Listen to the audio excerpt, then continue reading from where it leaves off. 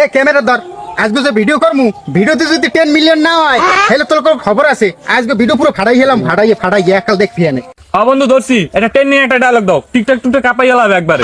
আরে সারিয়া দে সারা লোকে মন্দ বলে 10 মিলিয়ন 10 মিলিয়ন। তুই হয় না দেড়শো আবার 10 মিলিয়ন মারে। এ বন্ধু তাই এখন করুন যাই কি কদি, কি করমু কদি, আমার ভিউ তো হয় না, কি করা লাগবে ক?